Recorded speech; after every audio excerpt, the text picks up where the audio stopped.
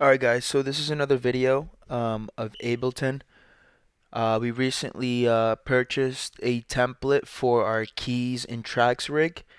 It's pretty much identical to what we already had, but this one is better, has more effects, everything is organized, and it's just easier to use. So we're going to dive into that template. This template is from Stailey.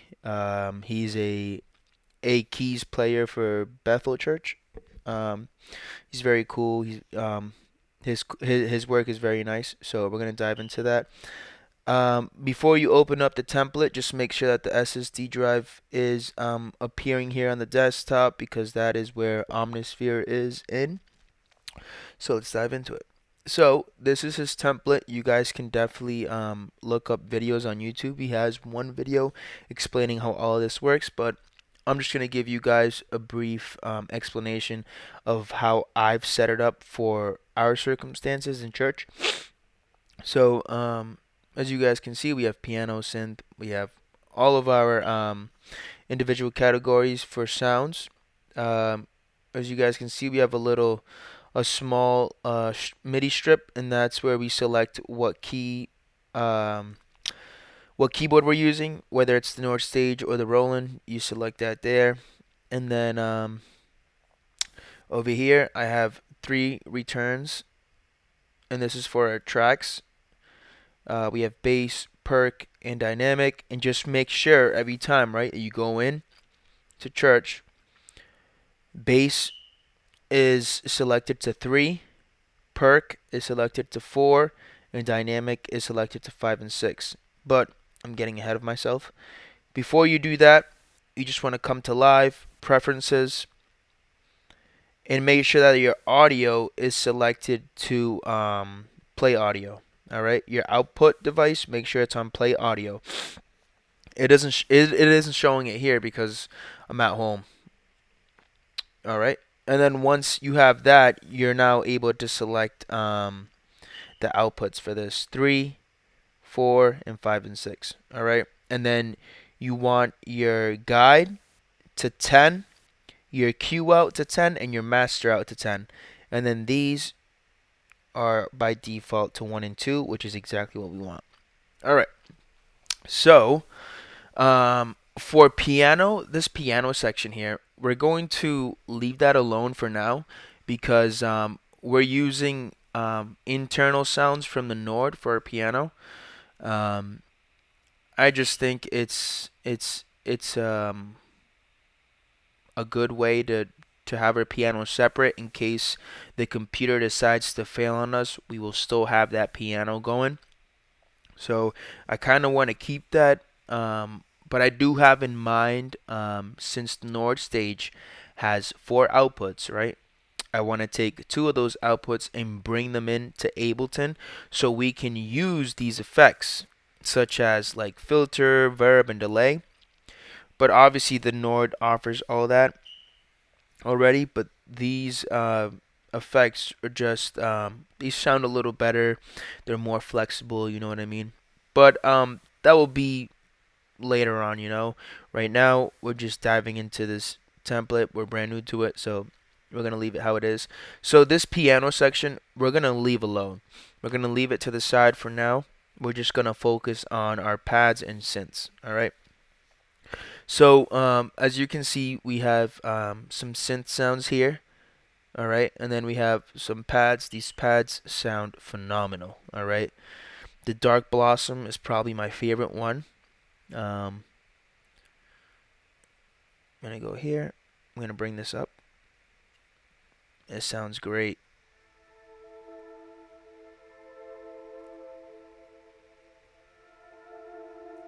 Yep, it sounds beautiful. All right. And then we have mellow pads, which are more of our dark pads, and then we have bright pads. Okay. So we're gonna dive into each category. If we take a look at our synths, pretty much each category has the same effects, excluding maybe 1 or 2. But for synths, we have filter, verb, delay, and sequencer. Sequencer, basically what that does is it turns whatever sound you're using into an ARP. So for example, right, we have this purity synth. We're going to turn this up. We're going to bring this mellow pad down, bring this up. So we can just hear it. It's a regular synth, right? But when I bring this up, watch what happens.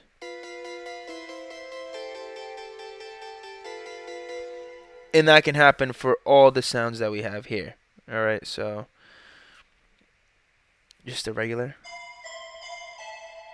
pluck, and then bring this up. Uh-oh.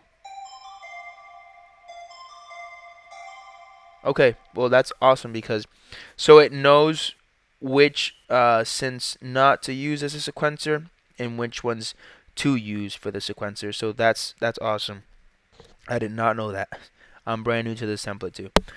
All right, so we have that effect, okay? And in our MIDI controller that we have at church, I have assigned the filter, the delay, and the sequencer. The verb I left alone because, I mean, we're in a live setting, you know. In most cases, you're never, gonna think, oh, I should add more verb to a synth. We want it to be by default, you know. So I left that alone, okay. And we're gonna go from there. So now that's our synth section, and then we have a synth split here. So what this means is that the second half part of the piano, or even I think it's even the third part of the piano, when you look at the Nord, it's like the very high keys is where this synth comes into play. So this is more of just adding texture. Okay, say you're playing a big synth lead or a big synth section of a song, you can turn this up and it'll just give it texture. All right, and in our MIDI controller, I do have the filter, the verb, and the delay there for you to control in case you want to mess around with that. All right, so that's that section. I think it's something good to have, just in case if you're playing a big lead, this can be used as a good texture. All right, and then our mellow pads, very basic. Okay, we have just filter and verb. Those are both assigned to our MIDI controller, and everything is labeled on our MIDI controller as well. So you should be able to see that. We have some good sounding pads here, and we are going to go through adding our own pads in just a second. And then we have our bright pads as well. We have filter, verb, sidechain, and sequencer. In our MIDI controller, I just have filter, sidechain, and sequencer. I'm leaving the verb alone. Okay, and I'm just gonna show you what the sidechain does and what the sequencer does for this section here. We're gonna turn that OB pad on. Turn this up. So, right, filter. Okay, and then we have sidechain.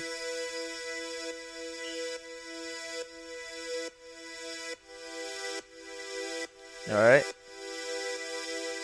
Then we have a sequencer. And we can use them both. Alright, so you can get very creative with this. Please don't be scared. Don't be scared to try these things out. That's why they're here, and if something doesn't work out, you can easily just shut it off. Alright, and then at the very end, we have our textures. Textures are pretty much drone pads. So I can turn this on, bring this up, and it's just a drone pad, okay? And I believe these are going for 13 minutes long, and we also have I have these MIDI mapped to our MIDI controller, so you can filter them up. You can turn them down, and then we have the verb. Alright, so that's that, and there's obviously one for each key, so that's very cool too. You can, what I would recommend is, start a service maybe with this, and then get the piano in, and then slowly start building it in. You know what I mean? But it's up to you guys. So that's basically it. It's very basic, yet very extensive. You know, you can get very creative with this. It's awesome. So now I'm just gonna show you guys briefly how you would add a pad or just any type of synth, any type of pad. So what Nick Stailey did here, and it is awesome, is he left it pretty much just ready to go, just for us to drag and drop sounds. So say we wanted to add another pad, right? We'd click on the category that you want to add that sound in. So we want a mellow pad. So we're gonna go here, and then we're gonna activate this MIDI clip by double clicking on it, or I'm sorry, right click and then go to activate clip. Alright, so now this is activated, and if you do Command R, you can rename it. So this one, this pad that I'm going to add in, I believe is called dark pad, so we're going to rename it dark pad. Alright, so we did that, and then you can add a color to it. We're going to add purple so it matches the ones there. And then we're going to go back to this section here, double click on this section, and then at the very bottom here, that was patch 8, patch number 8, which is this one right here. Okay, so this is the one that we're going to use. This is going to match this dark pad. So we can even rename this right away and call it dark pad. Okay, now you see over here where it says drop an instrument or sample here. That's where we're gonna drop our instrument. So we're gonna come over here. This is where our library is, and we're gonna go to plugins because we're using Omnisphere for all of our pads and synths. We're gonna come over here to VST3 because it's a VST3 plugin. Click on Spectrasonics, and then this we're gonna drag and drop there. Now give it a second for it to load up.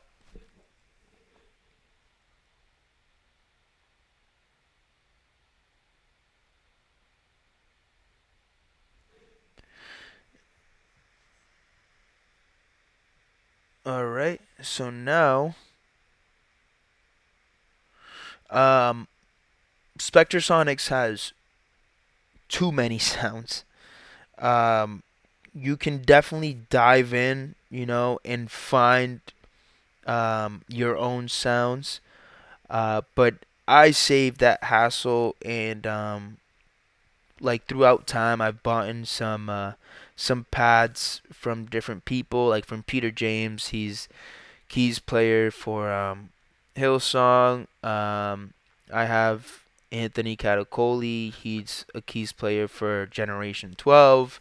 And then I have Abel Mendoza's worship patches as well, and some others there too. I believe I have some of Oscar Gamboa. He's upper room keys player. So you can definitely look in here. You can definitely look at the All Spectrasonics library, or you can definitely look at the ones that I have here.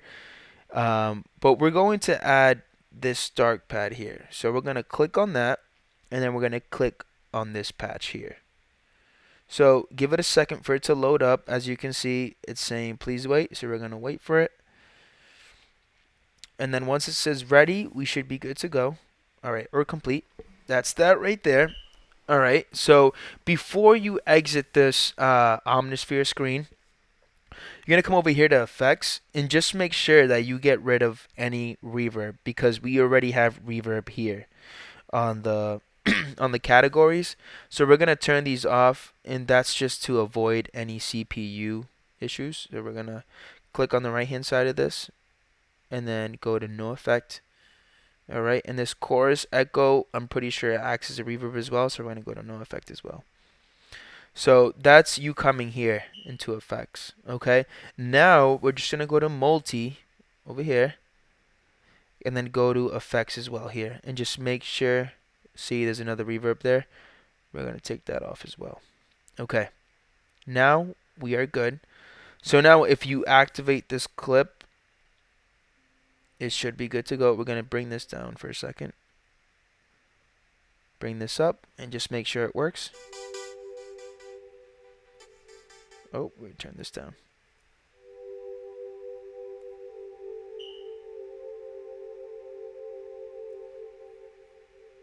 Bring the filter up.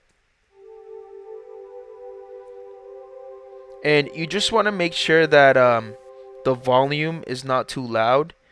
And say in this case that it was too loud, that it was peaking all the way up here.